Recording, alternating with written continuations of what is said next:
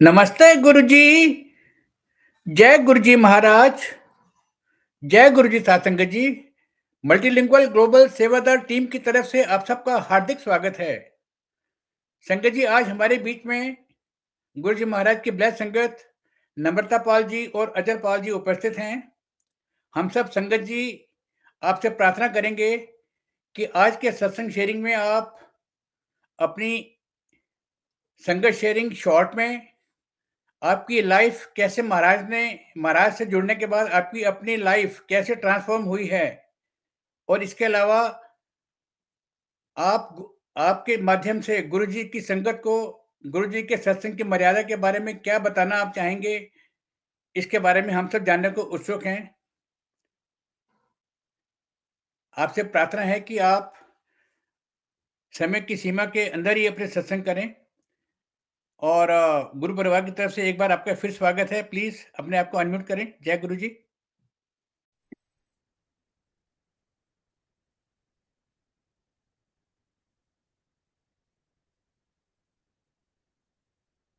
Speaker. जय गुरु जी। जय गुरु जी।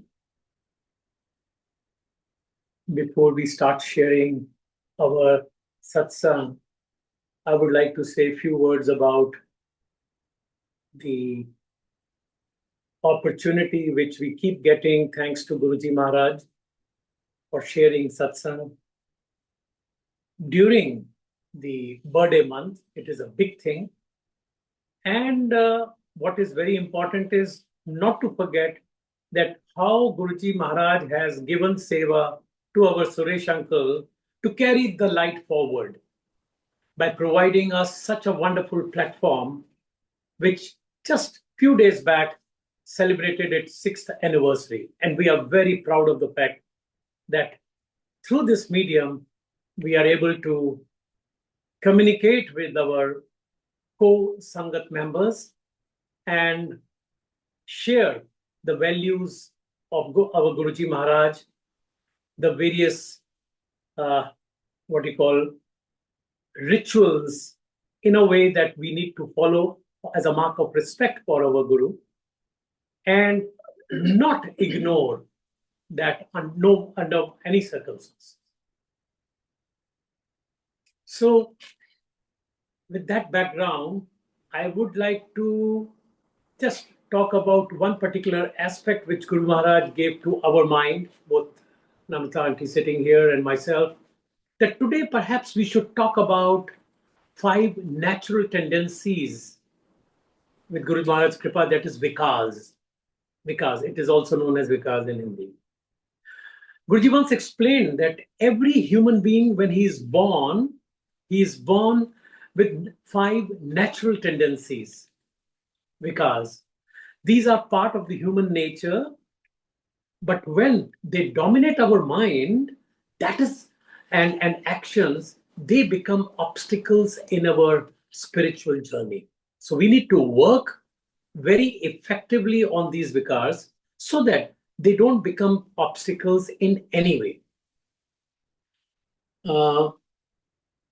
स्वागत है गुरु महाराज की संगत का। शुक्राना गुरु जी, अपनी सेवा में एक बार और उपस्थित होने का। शायद यही एकमात्र ऐसा विषय है जिस पे अलग से कभी सत्संग नहीं हुआ हमारे द्वारा।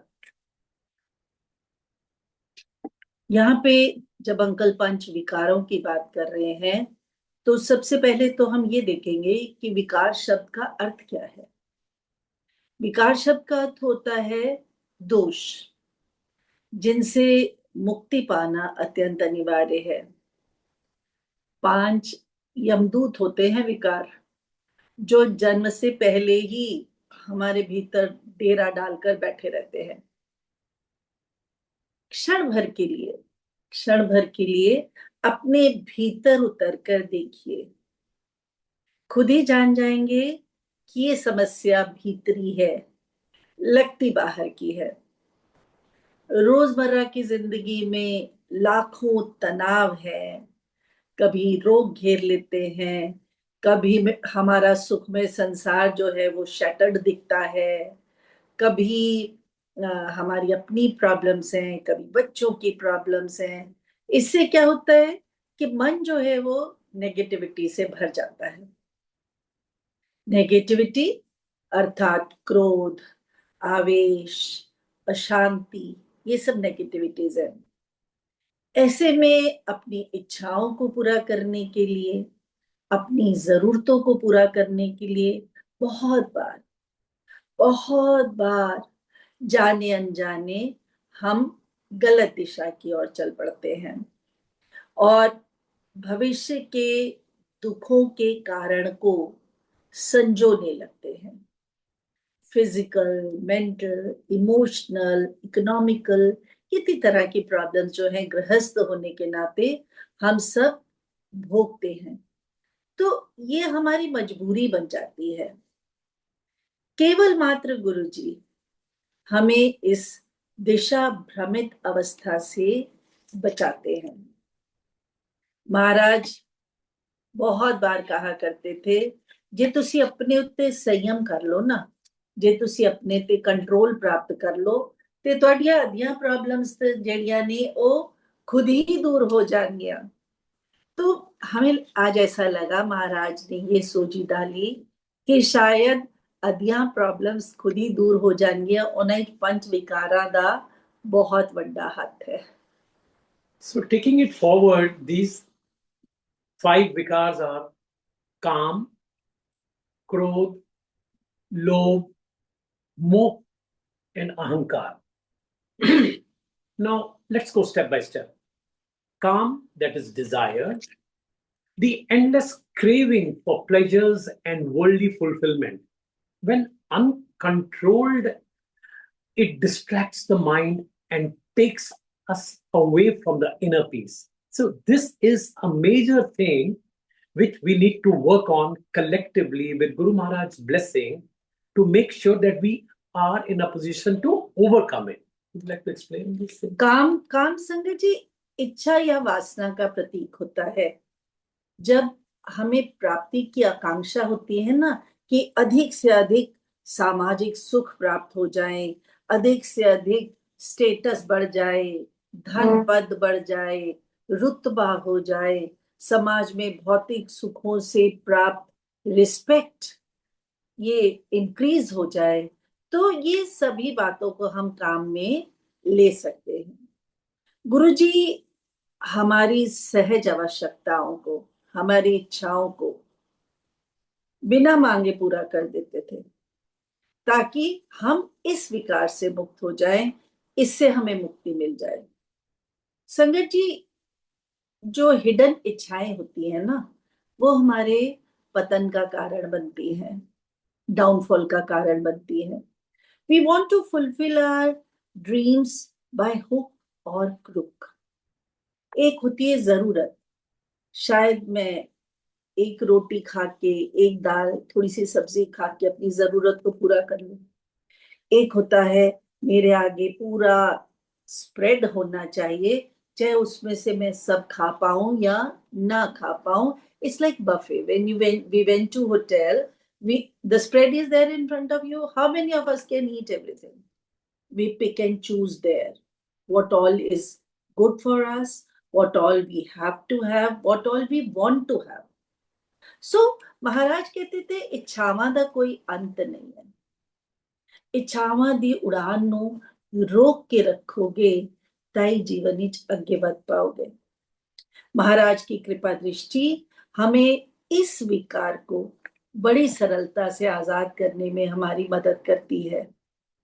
और मैंने जैसे पहले कहा, मजे की बात है, मांगना भी नहीं है, खुद ब खुद गुरुजी सदा चाहते थे मेरी संगत खुश रहे। खुश रहने के लिए इस विकार को कुछ हद तक पूरा करना जरूर हो जाता है।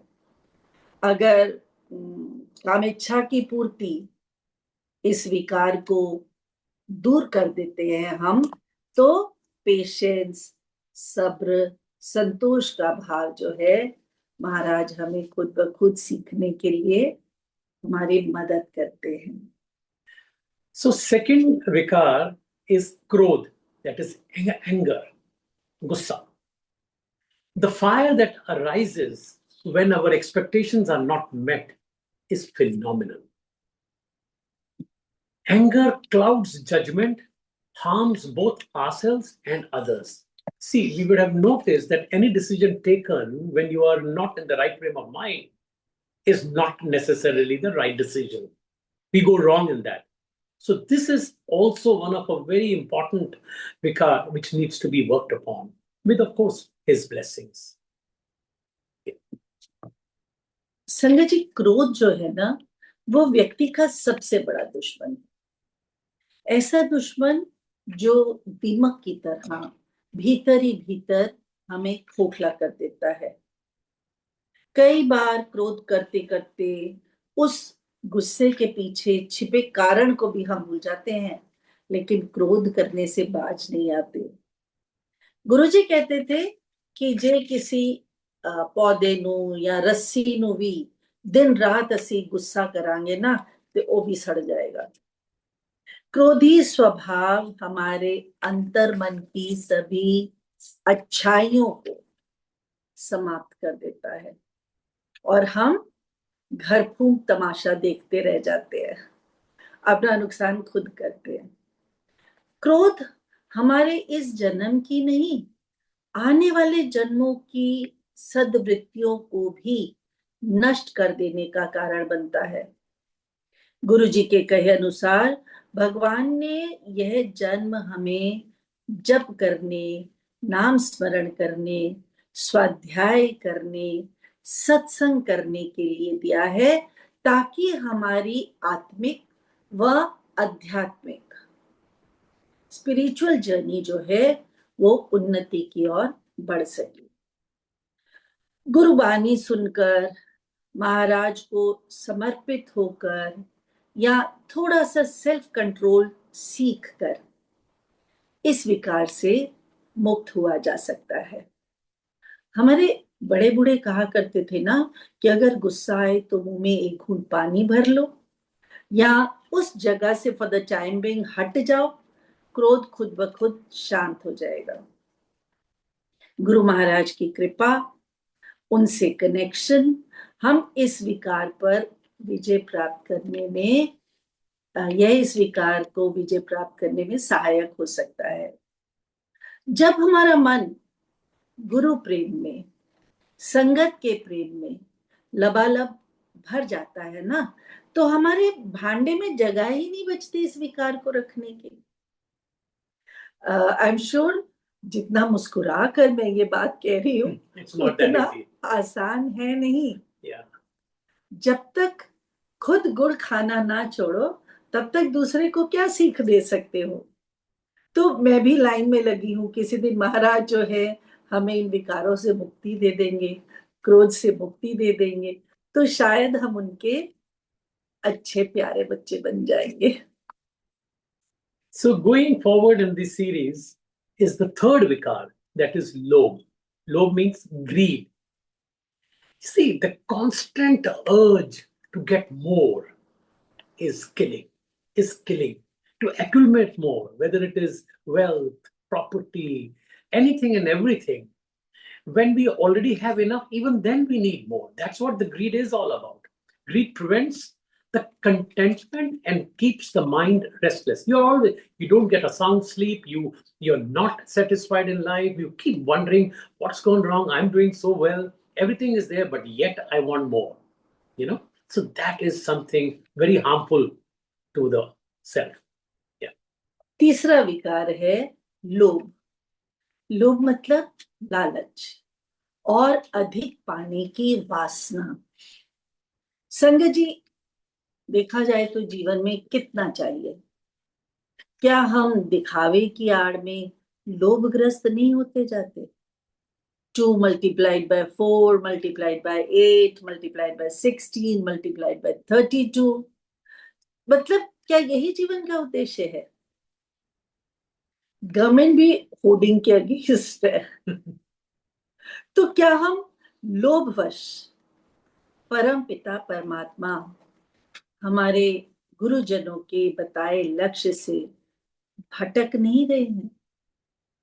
गुरुजी ने हमें त्याग का मार्ग सिखाया, मिल खाओ बंड खाओ, बांट के खाना सिखाया। ये एक सही संदेश है जो हमें आत्मसंतोष के भाव को अपनाने के लिए प्रेरित करता है।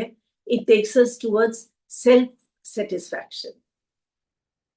तो क्या लोभ वृत्ति में फंसकर हम अपना व अपने समाज का बुरा करने के लिए उतारू हैं, प्रतिबद्ध हैं कि करके ही रहेंगे? हमारा जो वास्तविक स्वरूप है ना संगत जी, वो सत्य चित आनंद से बना हुआ है। That is the basic thing. जब हमारा मन जो है वो चेतना को आधार बिंदु बना लेता है, तभी हम मनुष्य कहलाने योग्य हैं। यदि हम लोभ और लालच के विकार में फंसे रहेंगे तो आत्मानुभूति कब करेंगे? मनुष्य जन्म पाने का उद्देश्य ही समाप्त हो जाएगा। अधिक से अधिक भोग भोगना, अधिक से अधिक सांसारिक सुखों को प्राप्त करना हमारे हृदय में छिपी प्रभु स्मृति के भाव को लुप्त कर देता है। भूल जाते हैं।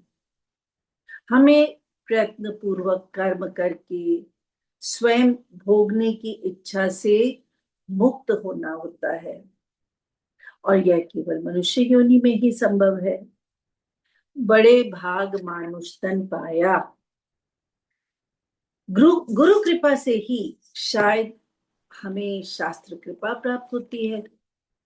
महाराज कहा करते हैं, शिव पुराण पढ़ो, लाइफ ऑफ डिविनिटी पढ़ो, अच्छियां चीजां पढ़ो ताकि तुसी जीवन विच अपने विकारा तो मुक्त हो सको। और प्रभु कृपा से ही सदगुरु जो है वो हमें चुनते हैं। लेकिन अधिक से अधिक इंद्रिय सुख भोग कर हम अपने गुरु महाराज की कृपा को भूल जाते हैं, लालच के दलदल में धंसते चले जाते हैं। यदि हम अपने व्यवहार से, अपने आचरण से, डे टू डे लाइफ से इस स्वार्थ भाव को निकाल देंगे ना, तभी इस लोभ रूपी विकार से मुक्त हो सकते हैं। और इसके लिए एक सिंपल तरीका है, गुरु महाराज के बताए हुए आदर्शों को बिना किंतु परंतु किए एज इट इज स्वीकार करना। Follow it. If we follow the path shown by Guru Maharaj, then there is no need to even work upon it. It will be done by itself. जब हम छोटी छोटी बातों को गुरु महाराज के आगे रख देते हैं और उनसे उम्मीद रखते हैं कि हमारी पूरी हो जाए, तो ये तो I think these are the basic needs. अगर मनुखा जन्म पाया है तो पंच विकारों से मुक्ति तो अनिवार्य है, चाहे पूरा जन्म ही क्यों ना लग जाए। बस इस दिशा की ओर तो हमें बढ़ना ही होगा ना, तभी कुछ हो पाएगा। बैठे हुए शेर के मुंह में भोजन कभी खुद नहीं आता। शेर को शिकार करना ही पड़ता है, पुरुषार्थ करना ही पड़ता है, मेहनत करनी ही पड़ती है। और ऊपर से जिन्हें ऐसा सदगुरु मिला हुआ है, रब मिला हुआ है, वो तो एक कदम उठाएगा 100 कदम महाराज खुद ही हमें आगे ले जाएंगे। ये विश्वास मन में रखना होता है। Very rightly said, very rightly. We have to make an effort. And Guruji always said, "तुसी एक कदम ता लो, मैं 100 कदम लेके तुहाडे कोल आऊं." Because he loves his Sangat. Sangat ji, don't think there is any nayi or purani Sangat. There is no such definition. All are alike in Guruji's Sharan. All. No matter what level of life you are leading, we all are alike in his what he calls Sharan. So let's focus on these 5 vikars, work upon them, which is the fundamental thing, and then see how कहते ना एक दफा आओ तो सही, फिर देखो नजारे गुरु जी कहते से. So the fourth vikar is moh, that is attachment. See, we have seen excessive attachment to people, excessive possession means attachment to possessions or situations. We are so that becomes our comfort zone actually. We don't want to move out from there. Whereas fact remains that you have to surrender, you have to forgo, you have to sacrifice those in order to move ahead in life. Right? Such attachment creates sufferings, and when you are not able to forget and forgive, then things don't help you change it faster. But for change, it is a must, as change is the law of life. We all know that. संगत जी, अगर simple words में बोले ना, तो मोह क्या है? मैं, मेरा, मेरापन, ये भाव ही मोह है. किसी व्यक्ति, वस्तु, परिवार, स्थान से अंधा लगाव जो है ना, वही मोह कहलाता है. यहाँ अंधा शब्द को हमें फोरगो नहीं करना. मैं करना तो पशु का स्वभाव है, जो सीमित है केवल अपने तक, वही मोह के भाव से बंधा हुआ है. जो सेल्फ कंसर्न्ड है, व्यक्ति न केवल अपनी उन्नति करता है, न समाज की होने देता है. हम सभी जानते हैं, पुत्र मोह में फंसे धृतराष्ट्र व गांधारी महाभारत के युद्ध का मुख्य कारण बने. तो फिर हमारी तो क्या ही बिसात है. अपने बच्चों की गलतियों को नजरअंदाज करके जब हम सही समय पर उन्हें टोक नहीं पाते, तो यह मोह का कारण होता है. यदि पेड़ मोह भाव में फंस जाए और फल ना दे, यदि नदी मोह भाव में फंस जाए और जल ना दे, यदि बादल मोह में फंस जाए तो कभी बरसात ना हो, सूर्य की ऊर्जा व प्रकाश हम तक पहुंचेगा ही नहीं. ठीक है ना? तो गुरु महाराज ने हमें सिखाया, तेरा तुझ में कुछ नहीं, क्या लागे है तेरा. हमारा तो कुछ है ही नहीं है. क्या लेकर आए थे? ना कुछ लेकर आए हैं, ना लेकर जाएंगे, तो फिर लगा कैसा. कर्म व कर्तव्य पूरी ईमानदारी से निभाओ. जल में कमल के पत्ते की तरह रहकर डिटैच भाव से जीवन जियो. जैसे प्रकाश के मोह में पतंगा जल जाता है. मौत को देखते हैं ना, लाइट के आसपास घूमता रहता है जब तक कि जल के गिर नहीं जाता. मक्खी शहद से चिपक कर अपना जीवन त्याग देती है, शहद का मोह नहीं छोड़ती. तो क्या हमें भी इस आकर्षण में फंसकर, मोह के लालच में उलझकर मनुष्य जन्म लेने की पूरी आइडियोलॉजी को ही समाप्त कर देना है? अंकल ने अभी कहा, परिवर्तन जीवन का नियम है, लॉ ऑफ नेचर है. जो आज है वो कल नहीं रहेगा. गुरुजी हमें इसी अस्थिर परिवर्तनशील नियम से परिचित करवाते थे. बात बात में बात निकाल के एक साधारण से साधारण उदाहरण देकर हमें मोह से मुक्त करवाना चाहते थे. मोह किस बात का? किस बात का अभिमान, किस बात का लालच, जब कुछ अपना है ही नहीं, है ना?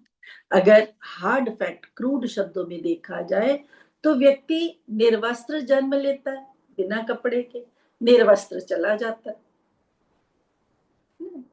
तो कफन में जेब तो है नहीं, कुछ डाल के ले जाओ. तो फिर किस बात का मोह? ये अटैचमेंट का भाव जो है ना, ये मन का एक ऐसा विकार है जो हमें वेब की तरह, मकड़ी के जाल की तरह हमें अपने में फंसाकर मार देता है, खत्म कर देता है. Very right. Last, fifth vikar is ahankar, ego. Oh my God, this is the sense of I, mine, that makes person feel superior, separate, or self-important. So see, what is to be looked upon here is very important, that this is one feeling which, if penetrates into the system, it just ruins it completely. We have to ensure, right, one should snub it right in the beginning itself before it takes such a huge what you call shape that you can't manage to overcome it. So self-important is something which we have to ignore completely. Ego distances us from humility and from the divine also. We have seen with our own eyes when many Sangat used to come, Guruji used to say, "Ja piche jaake baith ke paat kar." And at times, when in good mood, that is post Sangat time, when he used to come out in his shorts and t-shirts and colorful shoes, somebody once asked, "Guruji, ਤੁਸੀਂ ਉਹਨੂੰ ਇੰਨਾ ਕਿਉਂ ਡਾਂਟਦੇ ਹੋ ਉਹਨੂੰ ਪਿੱਛੇ?" ਕਹਿੰਦੇ ਹਾਲੇ ਉਹਦੇ ਵਿੱਚ ਈਗੋ ਬਹੁਤ ਹੈ। I don't want to name he or she, who that person is. ਉਹਦੇ ਈਗੋ ਹਾਲੇ ਮੈਂ ਉਹਦੇ ਉੱਪਰ ਕੰਮ ਕਰ ਰਿਹਾ, ਉਹਨੂੰ ਉਹ ਛੋੜਨੀ ਪਏਗੀ ਜੇ ਮੇਰੇ ਨਾਲ ਕਨੈਕਸ਼ਨ ਡਾਇਰੈਕਟ का चाहिए। So he was extremely, means you do not qualify to get Guruji's blessings if your system is full of ego. I, me, myself, which has to be completely eradicated. Only then Guru gives you sharan. देखो तो कहते हैं ठीक है आए पीछे जाओ पाठ करो। And he, believe me, he used to ignore such sangat. So we have to really work on this. Would like to explain? मैं मुझे अभी ये बात ध्यान में आ रही है कि जब हम गुरुजी से फर्स्ट टाइम मिले, संगत जी जब अंकल की तबीयत खराब थी और कोई दोस्त हमें गुरु महाराज के पास लेकर गए, माध्यम तो किसी को बनना ही होता है ना, तो उस समय obviously by obvious reasons I was crying. तो शायद मेरी उस अटैचमेंट को तोड़ने के लिए या उस अटैचमेंट से मुझे मुक्त करने के लिए महाराज ने मुझे छुट्टी क्या बोला, जा तेरे हस्बैंड नो 50% ठीक किया। मतलब गुरु महाराज तो जानते थे कि ये अटैचमेंट मुझे किस कदर अंदर ही अंदर खत्म कर रही है। जो अनसर्टेनिटी ऑफ द फ्यूचर है, ऑफ द किड्स है, ऑफ द फैमिली है, it is so severe that uncle तो चलो बीमार थे, मैं बिना बीमारी के ही खत्म हो जाऊंगी। तो अभी मुझे जैसे बात अंकल कर रहे थे तो मुझे यही बात ध्यान आई कि कितनी सरलता से, कितने अपनेपन से महाराज की कृपा प्राप्त होती है, सिर्फ हमें काबिल बनना है। एनी हाउ मद की बात करते हैं, काम, क्रोध, लोभ, मोह और मद, जैसे कि अभी अंकल ने बताया। संजय जी, हमारा जो धन है ना, हम बैंक में सिक्योर रखते हैं, वैसे ही जो हमारे संचित कर्मों का फल है वो हमारी जमा पूंजी के रूप में सुरक्षित रहता है।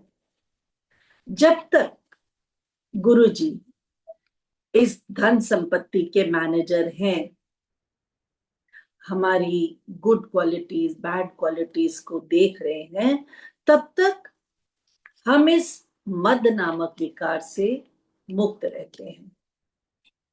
जैसे फलों से लदा हुआ वृक्ष सदा झुका रहता है, उसी प्रकार कहा गया है, जब आवे संतोष धन, सब धन धूलि समान।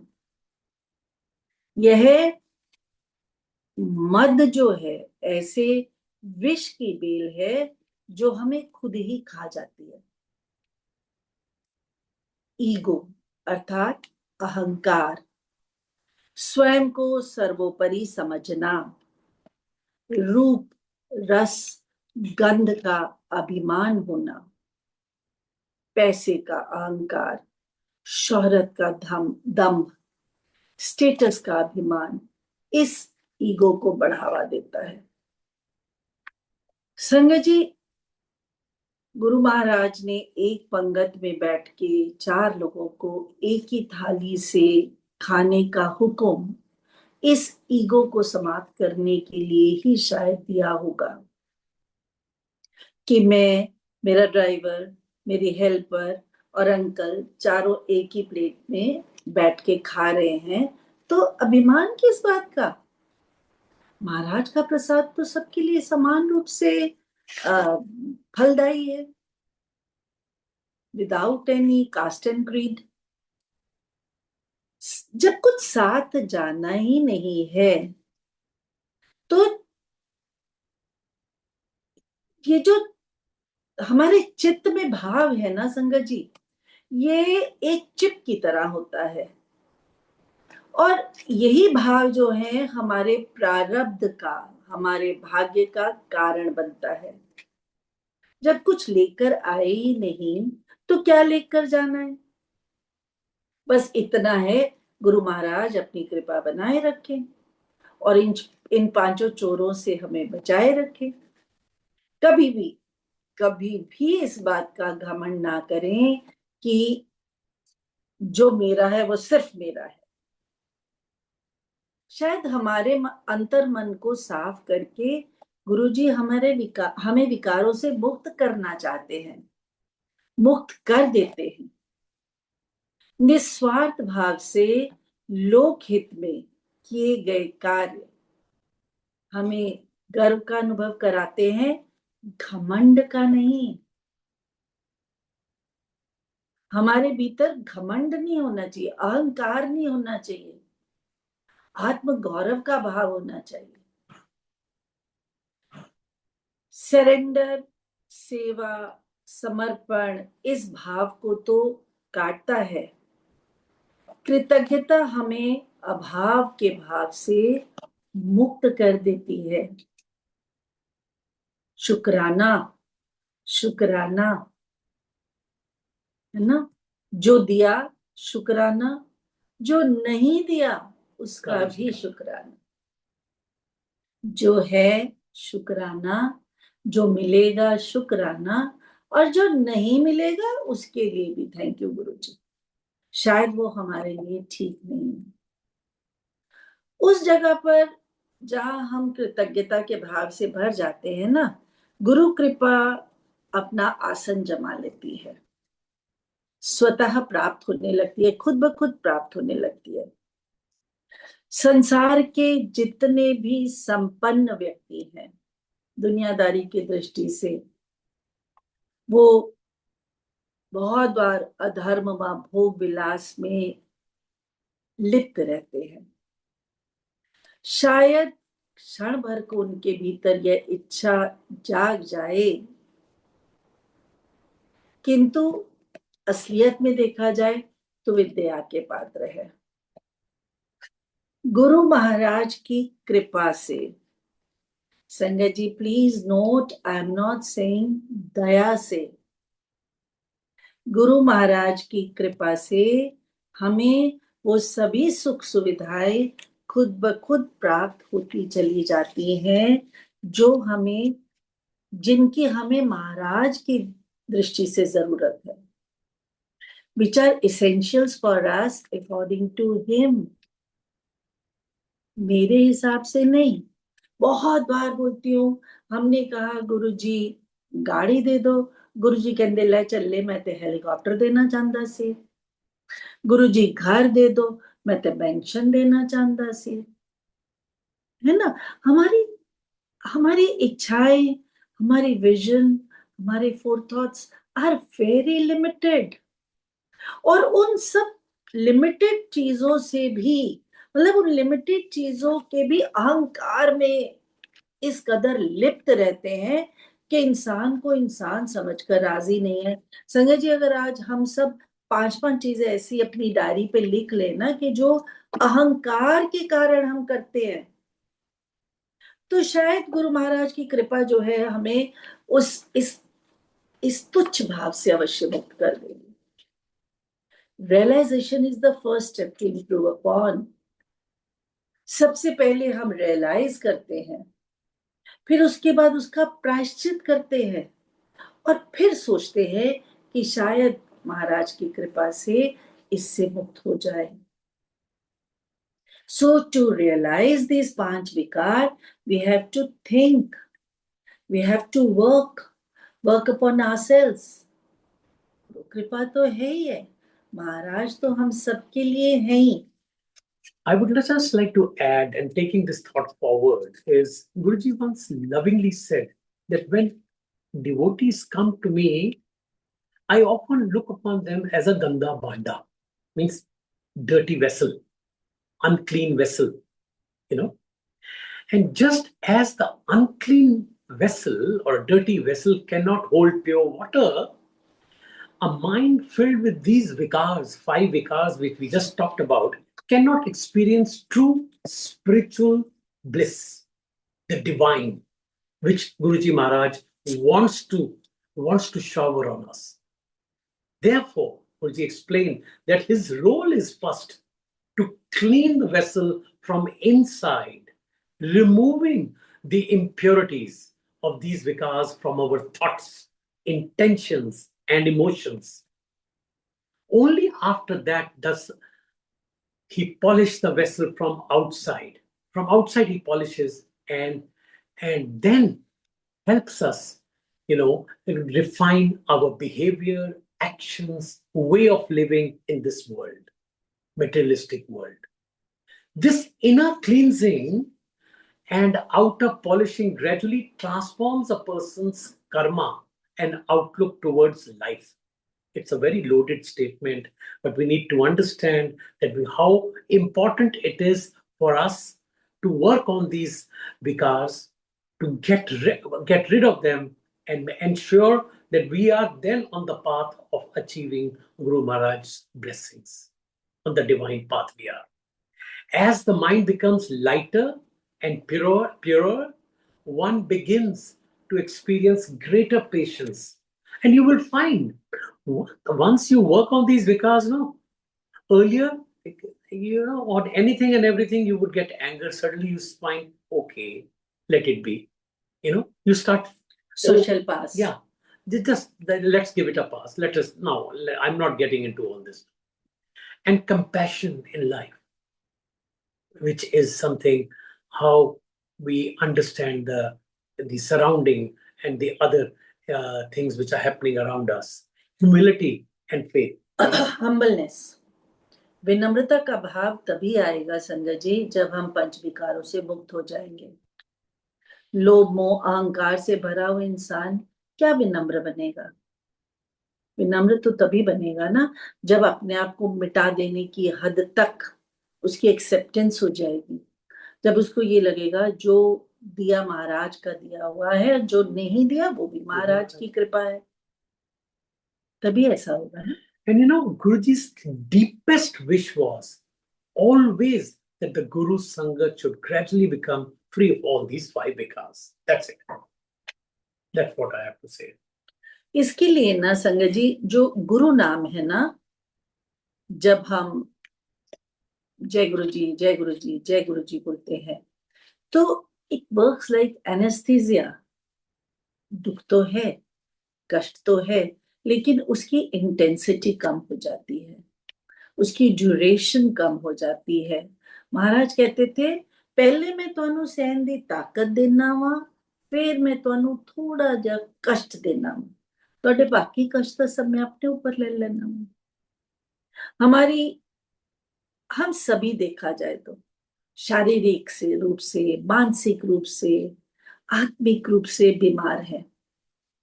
जिसके ऊपर तू स्वामी सो दुख कैसा पाए। जो कृपा रूपी शेड है ना संगत जी, वो हम सबको अपने ऊपर बनाए रखना है, गुरु महाराज का कृपा पात्र बने रहना है। और गुरु जी की कृपा का सबसे बड़ा उपहार है सत्संग। Like-minded people sitting together and remembering our Rab, will obviously take us closer to God. Yes. परसों मुझे किसी ने पूछा, आंटी आप किसको गुरु जी को आप किस रूप में मानते हो, महापुरुष के रूप में या भगवान के रूप में? तो मुझे एक सेकंड भी नहीं लगा जवाब देने के लिए कि अगर मेरा कोई रब इस दुनिया में है तो वो गुरु जी है। गुरु जी मेरे लिए भगवान से भी ऊपर है। और इस बात को बोलने के पीछे कोई एग्जैजरेशन नहीं है। It's my own feeling, I might be wrong.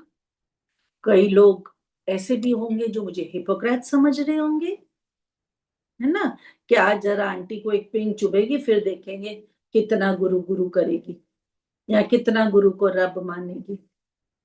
ऐसा होता नहीं है संगत जी। जब आपको एक बार गुरु कृपा प्राप्त हो जाती है ना, तो जब हम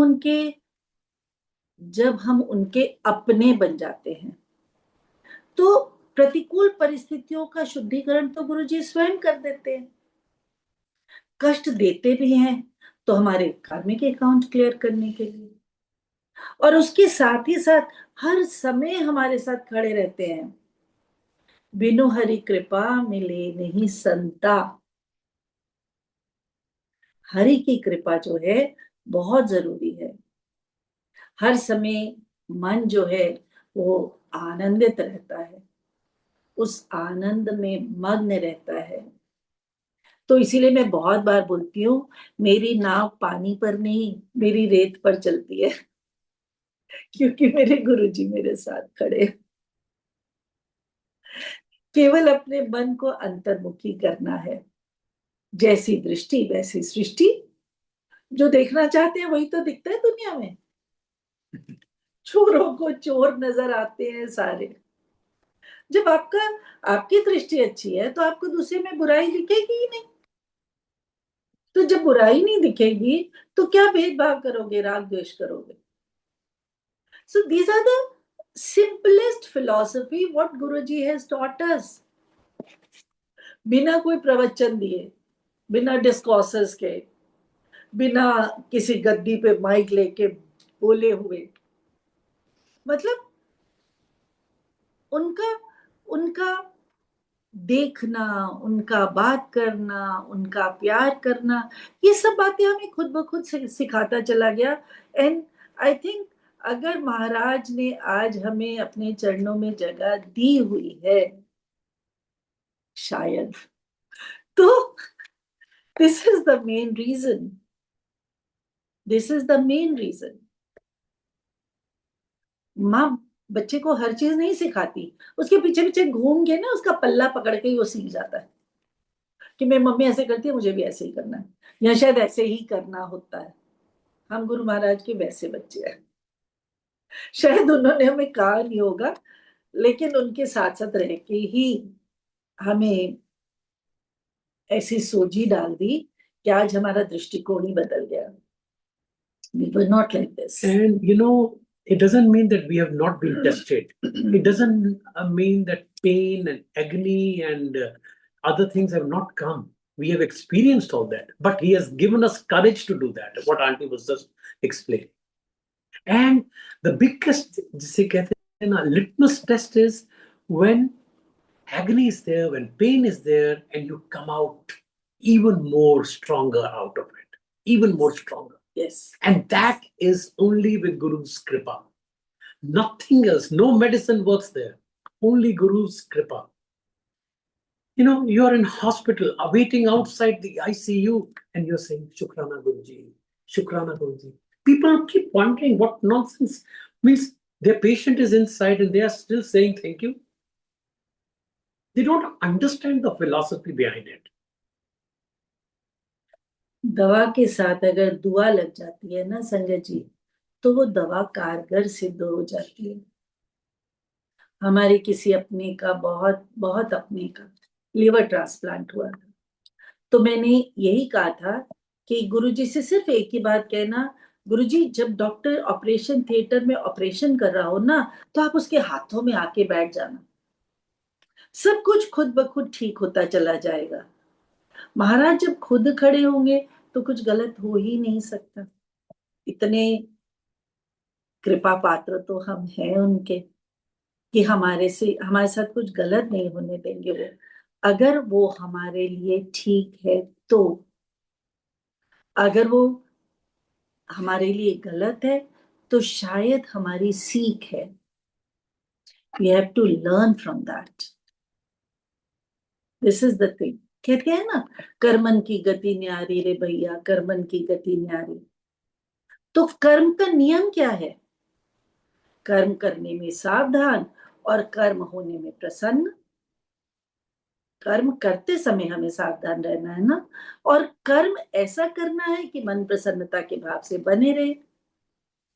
हमारी जो कार्मिक अकाउंट है ना, वो हमारे पुरुषार्थ से, परिश्रम से और हमारे प्रारब्ध से, भाग्य से जो हम लेकर आते हैं, इन दोनों के मेल से बनते हैं। पुरुषार्थ अगर सही है तो महाराज के द्वारा दिखाए हुए मार्ग का पालन करते हैं, और अगर प्रारब्ध है तो मत्थे दे लेख मिटाने वाले हमारे गुरु महाराज हमारे साथ खड़े हैं। धर्म, अर्थ, काम, मोक्ष, ये चारों पुरुषार्थ जो है सदा सही रहेंगे। ठीक है ना? अगर पुरुषार्थ और भाग्य में संतुलन ना हो तो जिंदगी hello. If we can't create balance between these two, then our mind is always full of negative thoughts. इसलिए गुरु महाराज अपनी कृपा बनाए रखते हैं। We are receptors, है ना? हमें सिर्फ अपने चित्त को अलर्ट मोड पर रखना है। जानबूझकर की गई गलती की कोई माफी नहीं होती संगत जी। अगर अनजाने में भूल हो जाती है तो महाराज के आगे क्या छिपा है? जन्म जन्मांतरों को स्कैन करने वाले क्या हमें देख के ये नहीं जान लेते कि हम दिखावा कर रहे हैं या सच बोल रहे हैं, या ये फला कर्म मैंने इसलिए किया क्योंकि मुझे करना था, चाहे वो गलती क्यों ना हो। गुरुजी खुद कहते थे ना, मेरे दरबार विच चोर भी आएंगे और साध भी आएंगे। All kind of people will turn up. And और I have मैनू to सब bless, दा भला and I have to bless all. I have to bless all. कई दफा, you know, many a times when, without again naming some politician or whatever, I don't. Guruji, why you bless them? They are crooks. कहते इस दरबार हर तरह के लोग आएंगे। तो गुरुजी अपने ऊपर लेते थे, बड़ा दुख होता था, बहुत दुख होता था। When you know he used to take everything on himself. जो हमारे कर्मों का खजाना है ना संगत जी, वो हमें खुद ही भोगना है।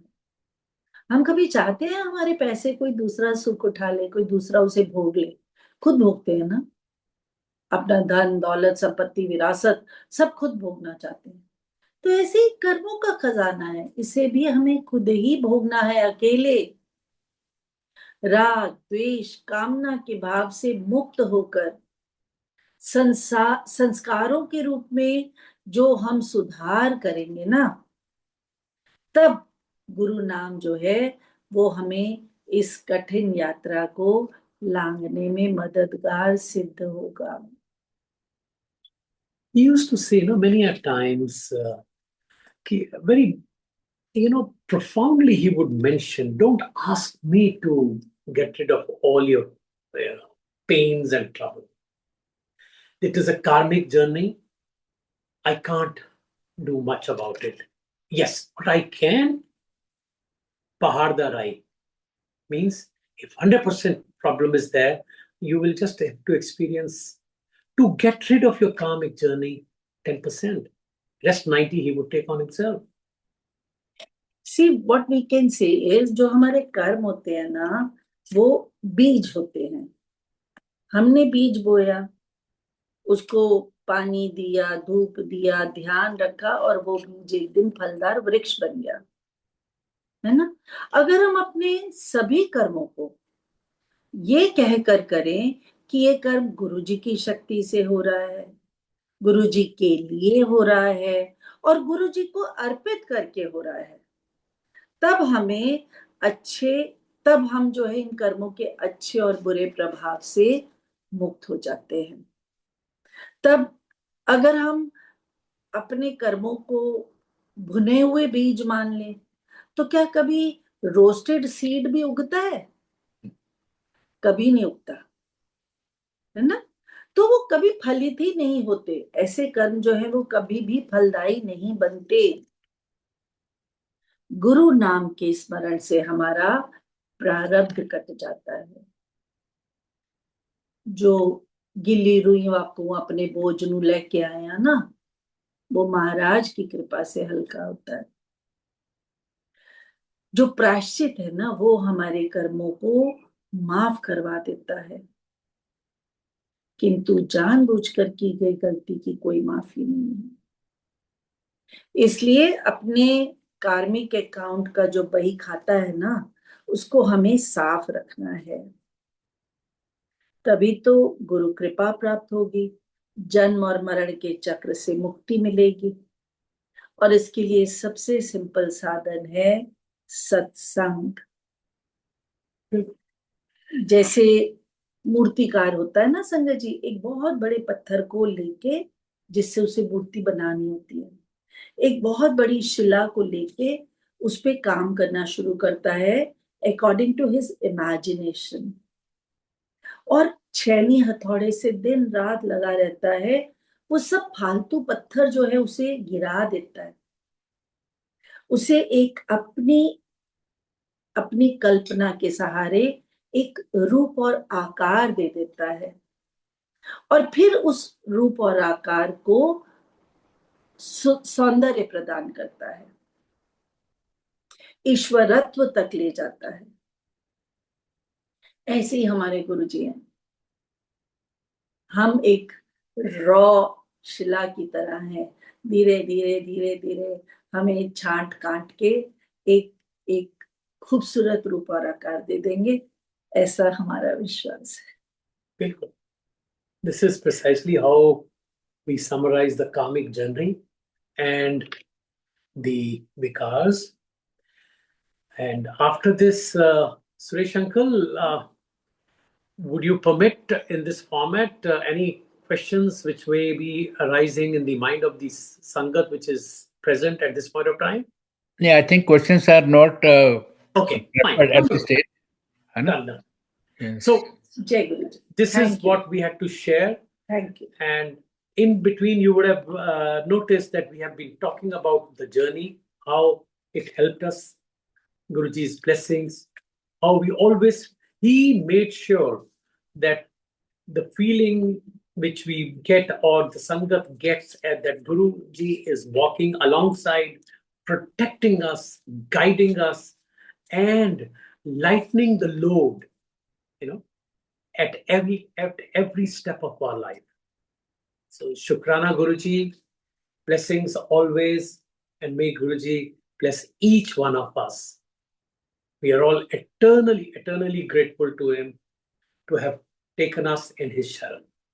Thank you. Thank you very Thank you. much. Shukran. Shukran.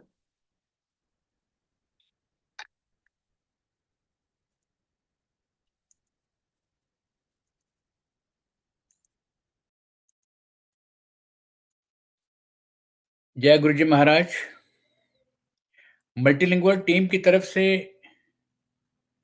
आपने जो शुभकामनाएं दी हैं, गुरु जी महाराज की कृपा से जो मल्टीलिंगुअल टीम 6 साल पूरे कर पाई है, पूरी टीम बहुत महाराज का आभार व्यक्त करती है, ग्रेटफुल है, आपका आभार प्रकट करते हैं इसके लिए पूरी टीम।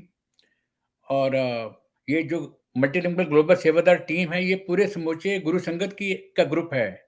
आपको तो मालूम ही है कि ये पूरे संसार की जो संगत इसमें पार्टिसिपेट करती है, ये उनका सामूहिक ग्रुप है, जो आगे तक निरंतर चलता रहेगा और आप लोग इसको चलाते रहोगे। और इसके अलावा आपके जो आज सत्संग के मैसेजेस थे, ये हम सब ने सुने, बिल्कुल ठीक कहा आपने। पवित्रता और आंतरिक शांति का अनुभव करने के लिए आपके बताए गए जो 5 विकार हैं, जो कि हम सब सुनते आए हैं, कई सदियों से सुनते आए हैं, लेकिन जब आमने-सामने सत्संग के माध्यम से इन विकारों को इस तरह से सुना जाता है, तो आत्म साक्षात्कार की तरफ हम लोग आगे बढ़ जाते हैं। क्योंकि मुक्ति पानी है, मोक्ष पाना है, तो मोक्ष पाने के लिए इन पांचों विकारों को तो दूर करना ही होगा ना। इसकी शुरुआत तो संगत जी को ही करनी है और संगत जी को अपने आप अंदर झांक कर अपने आप को जागरूक करके ही करनी है कि उनमें ये 5 विकार कब और कैसे खत्म होंगे। ये सब प्रश्न हम लोगों के समक्ष है। हम लोगों ने इसको खुद एनालाइज करके आगे बढ़ना है। गुरु परिवार की तरफ से बहुत-बहुत आभार आपका। अब हम गुरुजी महाराज जी से आगे लेंगे। जय गुरु। जय गुरु जी।